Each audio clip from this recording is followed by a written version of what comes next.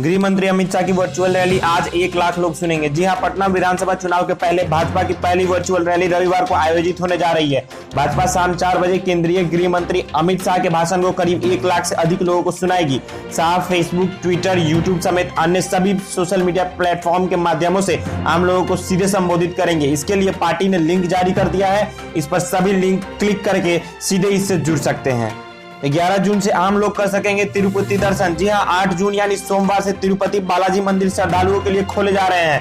पहले 3 दिनों तक मंदिर के कर्मचारी और उनके परिवार ही दर्शन कर सकेंगे और उसके बाद 11 जून से आम लोग दर्शन कर पाएंगे।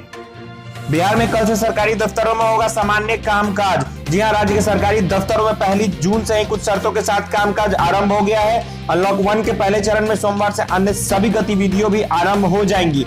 दफ्तरों में सामान्य दिनों के तर्ज पर काम शुरू हो जाएंगे। इसके अलावा धार्मिक स्थलों पर पूजा पाठ की गतिविधियां भी शुरू हो जाएंगी। सामान्य प्रशासन विभाग द्वारा राज्य के सभी विभागों, प्रमंडलों और जिलों को निर्देश दिया गया है। इसमें सरकारी कार्यालयों में आने वाले सभी पदाधिकारियों व कर्मियों को मास्क पहनना अनिवार्य होगा।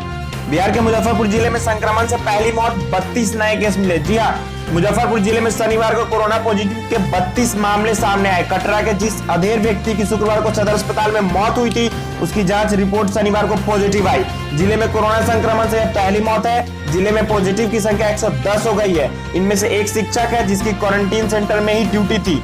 वहीं 10 मरीजों की दूसरी रिपोर्ट भी पॉजिटिव आई है। जिले में एक साथ जितने नए संक्रमित मिले हैं, उन सभी को निर्धारित प्रोटोकॉल के तहत आइसोलेट किए जाने की प्रक्रिया शुरू कर दी गई है। सीमा विवाद पर भारत और चीन के लेफ्टिनेंट जनरलों की हुई वार्ता। भारत ने कहा, पीछे हटे चीन, हम नहीं रोकेंगे सड़क निर्माण। जी हां, पूर्वी लद्दाख में करीब 1 महीने से सीमा पर जारी तनाव के समाधान के लिए शनिवार को भारत और चीन की सेना के बीच लेफ्टिनेंट जनरल स्तरीय बातचीत हुई। इस दौरान भारत ने साफ कहा कि चीन को भारतीय इलाके से पीछे हटना होगा। सूत्रों के मुताबिक बातचीत के दौरान भारत की ओर से पेंगोंग झील के पास पहलवाली स्थित बहाल करने की मांग की गई। भारत ने गलवान घाटी में ही चीन से सैनिक जमावड़े कम करने और अपने सैनिकों को उनकी तैनाती की मूल जगह पर भेजने को कहा। वहीं चीन की ओर से सड़क निर्माण रोकने को कहा गया। इस पर भारत ने कहा कि एलएसी पर अपने इलाके में सड़क बना रहा है, जिस पर चीन को कोई आपत्ति नहीं होनी चाहिए। दोस्तों, आपको अगली खबर बता दें कि 14 दिन की होगी अमरनाथ यात्रा। बूढ़े व बच्चे नहीं हो सकेंगे शामिल। जी हां, अमरनाथ यात्रा इस बार मात्र 14 दिनों की होगी। यह 21 जुलाई से 3 अगस्त तक चलने वाली इस यात्रा में इस बार बूढ़े और बच्चे शामिल नहीं हो सकेंगे। साथ ही यात्रा के लिए स्वास्थ्य के साथ साथ कोरोना जांच भी करानी होगी। आम तीर्थयात्रियों को ऑनलाइन पंजीकरण कराना होगा। 14 दिन की यात्रा अवधि में पवित्र गुफा में सुबह और शाम होने वाली विशेष आरती का देश भर में लाइव टेलीकास्ट होगा। 21 जुलाई से पहले बालटाल मार्ग के तैयार नहीं होने पर बालटाल बेस कैंप से हेलीकॉप्टर द्वारा श्रद्धालुओं को ले जाया जाएगा। पूरे मार्ग पर श्रद्धालुओं के रहने, खाने पीने और स्वास्थ्य सुविधाएं रहेंगी। पैसे की कमी व टैक्स में बढ़ोतरी की वजह से शराब की मांग में भारी गिरावट। देश में 90% तक गिरी शराब की बिक्री। जी हां, देश में शराब की बिक्री 70 से 90% की गिरावट आई है। कोरोना के चलते हुए लॉकडाउन के बीच देश में खुली शराब की दुकानों पर कुछ दिनों तक उमड़ी भारी भीड़ के बावजूद शराब की बिक्री में लगातार गिरावट दर्ज की जा रही है। सिर्फ राजधानी दिल्ली में मई महीने में 58% की बिक्री कम हुई है। शराब उद्योग के अनुमानों के मुताबिक तमाम राज्यों में शराब की दुकानें दोबारा खोलने के बाद मई के पहले 3 सप्ताह के दौरान बियर की बिक्री में 60 से 90% की गिरावट आई है। वहीं देसी शराब की बिक्री में बात करें तो 30 से 40% की गिरावट दर्ज की गई है। भारत में कोरोना पॉजिटिव मरीजों की संख्या 2,36,000 के पार रोजाना आ रहे हैं, करीब 10,000 केस। जी हां, भारत में कोरोना की रफ्तार बढ़ती ही जा रही है। स्वास्थ्य मंत्रालय द्वारा शनिवार को जारी आंकड़ों के मुताबिक देश में अब तक 2,36,657 लोग कोरोना से संक्रमित हो चुके हैं।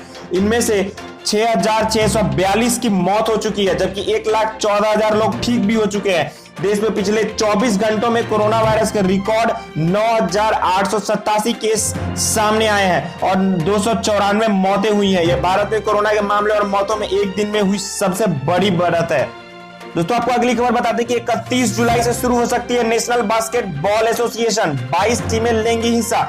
जी हां, नेशनल बास्केटबॉल एसोसिएशन 31 जुलाई से शुरू हो सकती है। एनबीए के बोर्ड ऑफ गवर्नेंस ने 2019-20 सत्र को फ्लोरिडा में फिर से शुरू करने को मंजूरी दे दी है। एक ही जगह 22 टीमों की लीग शुरू करने का एक प्रस्ताव रखा गया है। इससे पहले इसे लेकर वोटिंग भी हुई, जिसमें 29 टीमों ने लीग शुरू करके, जबकि एक ने इसके खिलाफ वोट किया। लीग के प्लेऑफ अगस्त में खेले जाएंगे, जबकि फाइनल 12 अक्टूबर को प्रस्तावित होगा।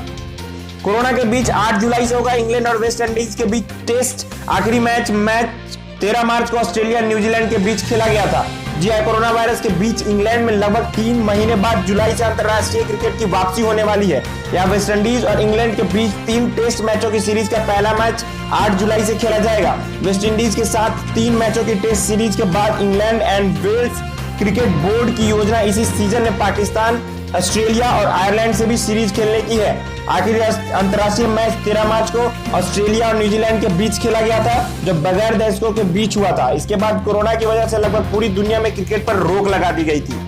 बिहार में कोरोना महामारी को लेकर राज्य के ग्रामीण इलाकों में अफवाह जोरों पर है। शिक्षा का असर हो या मोबाइल की दुनिया का प्रभाव, बड़ी संख्या में महिलाएं कोरोना को माता का प्रकोप मान उसकी पूजा कर रही हैं और कोप को शांत करने का प्रयास करती दिख रही हैं। गोपालगंज की गंडक नदी के किनारे से आरंभ हुई कोरोना की पूजा अब मुजफ्फरपुर, उत्तर बिहार होते हुए भागलपुर, बांका में फैल चुकी है। ग्रामीण इलाके की महिलाओं में इसका खासा असर दिख रहा है। आइए अब आपको बताते हैं कि ये महिलाएं कर क्या रही हैं। गोपालगंज जिले की एक महिला ने बताया कि घर के पुरुषों ने बताया कि उनके मोबाइल पर एक मैसेज आया जिसमें एक कहानी बताई गई। इस कहानी में बताया गया कि एक गाय औरत बन गई और उसने कहा कि वह कोरोना माई है। यदि उनकी पूजा नहीं की गई तो बड़ी संख्या में लोग कोरोना से प्रभावित होंगे। कथा के अनुसार महिला 9 गड्ढे खोदकर उसमें गुड़ का शरबत डालकर 9 लौंग, 9 इलायची, 9 फूल, 9 पान के पत्ते और 9 लड्डू रखकर पूजा कर रही हैं। इस अफवाह पर जब मनोचिकित्सक प्रमोद कुमार सिंह से बात की गई तो उन्होंने बताया कि कोरोना अभी मेडिकल साइंस के लिए भी अज्ञात बीमारी है जिसका इलाज नहीं मिला है। लोगों में डर और तनाव बढ़ा है। हमारे समाज में शुरू से दुआ और दवा दोनों एक साथ चलती है। हम पूजा करने वाले को रोक नहीं सकते हैं, लेकिन सोशल डिस्टेंसिंग का पालन करें। कोरोना के डर से लोगों में इतना तनाव बढ़ गया है कि लोग आत्महत्या तक करने लगे हैं। अगर हम लोगों को पूजा पाठ करने से रोकेंगे तो उनका विश्वास कमजोर होगा। हमारा देश धर्म प्रधान है, इसलिए कोशिश करनी चाहिए कि सोशल डिस्टेंसिंग का पालन कराते हुए दुआ व दवा एक साथ चले। आज के इस ऑडियो अखबार बुलेटिन में बस इतना ही। देश और दुनिया की तमाम खबरों के लिए देखते रहें न्यूज़ विद